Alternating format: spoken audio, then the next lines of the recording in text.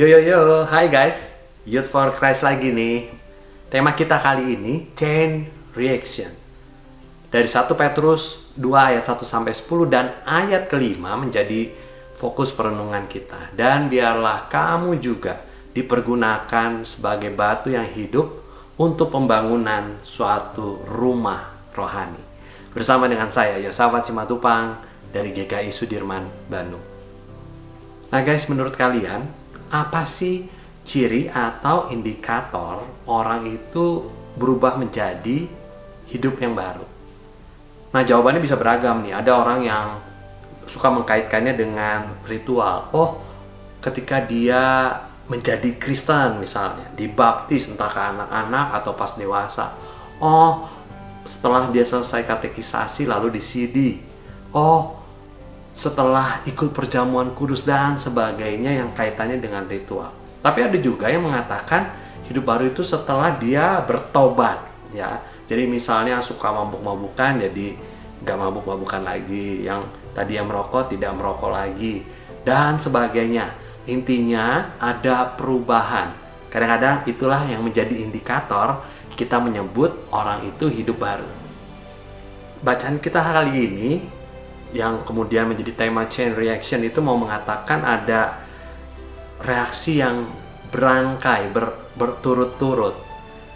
Bagaimana itu? Pertama dikatakan kamu harus membuang kebiasaan lama kamu. Harus berubah dari gaya hidup lama yang tidak disukai atau tidak sesuai dengan kehendak Allah. Ini buang-buang deh. Ya walaupun mungkin susah, perlahan, tapi memang kita benar-benar harus membuang kebiasaan buruk kita yang tidak sesuai dengan kehendak Tuhan. Di ayat yang keempat juga dikatakan datang kepada Kristus. Nah ini jangan diartikan, ya kok hari Minggu saya ibadah, ya kok saya berdoa. Bukan itu doang, tapi gini, Tuhan saya datang dan saya sungguh-sungguh ingin berubah. Ubahkan saya dengan kuasa Roh Kudus-Mu. Jadi sungguh-sungguh ada komitmen dari dalam diri untuk diubahkan oleh Tuhan. Dan yang kelima, batu rohani untuk batu yang hidup untuk pembangunan rumah rohani. Apa maksudnya? Bahwa ketika kita datang tadi ya, tapi kita juga mau jadi bagian dari komunitas yang saling berubah, saling membangun. Jadi gini, Tuhan kalau saya sudah berubah, saya juga mau dong punya andil dalam perubahan banyak orang yang ingin bertobat tadi. Jadi ikut dalam karya pertobatan yang terjadi di dunia ini.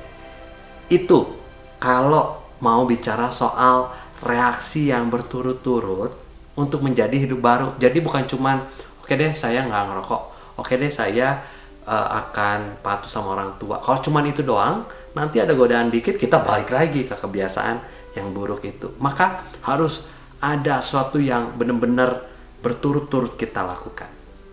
Nah guys, maka bicara pertobatan, perubahan hidup menjadi hidup yang baru itu bukan satu titik.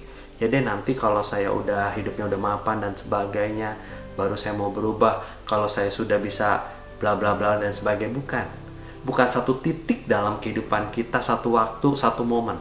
Tetapi perubahan hidup baru itu kita usahakan setiap waktu sampai Tuhan memanggil kita. Mengapa? Karena kita sebagai manusia harus hidupnya terus menjadi baru. Ada reaksi yang berturut-turut membuat kita makin mengenal Tuhan, makin dekat, dan makin sesuai dengan kehendak Tuhan. Bukan cuma sekali, oke, saya kan udah dibaptis, berarti nggak perlu berubah. Bukan.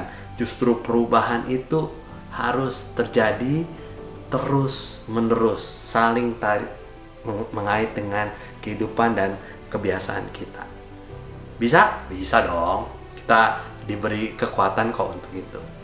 Jangan patah semangat ya. Tuhan memberkati kita semua. See you guys.